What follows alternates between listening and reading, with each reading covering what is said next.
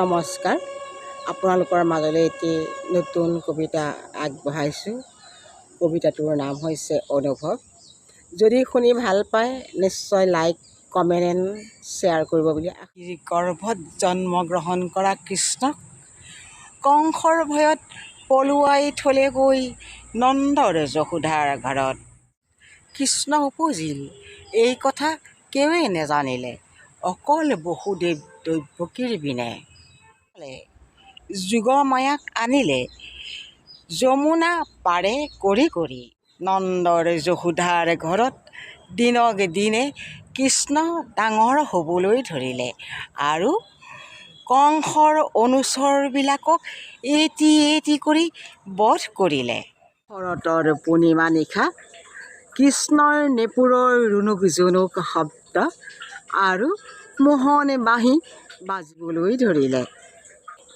বাঁহীৰ মাত শুনি গোপীসকল বৃন্দাবনলৈ পুত্ৰ কন্যা স্বামী সকলো ত্যাগ কৰি দৌৰি আহিলে। তেতিয়া গোপনাৰীসকলক ক'লে, তোমালোকৰ ঘৰত পুত্ৰ কন্যা স্বামী সকলো বিৰাজমান। তোমালোকৰ কেঁচুৱাবিলাকে কান্দিছে, গৰু পোৱালীবিলাকে হেম্বেলিয়াইছে।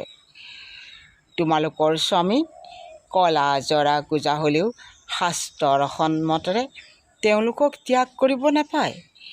এতেকে তোমালোক ঘৰলৈ গৈ মোক ঘৰতে ভকতি কৰা। মনৰ কৃষ্ণই এতিয়া কলি যুগত মঞ্চে মঞ্চে নৃত্য কৰি ভক্তপ্ৰাণ ৰাইজক খন্তেকৰ কাৰণে হ'লেও হৃদয়খন শান্তি জোৰাইছে। সুৰে সুৰে নৃত্য কৰি যত গোপী তত কৃষ্ণ হৈ মঞ্চত নাচিব লাগিছে।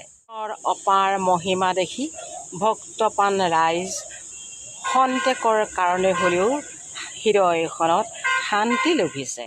যুগে অৱতাৰ ধৰি তেওঁ নিজৰ ভক্তসকলক উদ্ধাৰ। প্ৰভু, আমি কলিযুগৰ মনুষ্য, তোমাৰ অপাৰ মহিমাৰ বিষয়ে আমি একেবাৰেই অজ্ঞাত। মন প্ৰাণ সকলো তোমাকেই অৰ্পণ কৰা হৈছে। প্ৰভু, তুমি স্বীকাৰ কৰা, তুমি দয়া কৰা, তুমি ক্ষমা কৰা। প্ৰভু, ধন্যবাদ।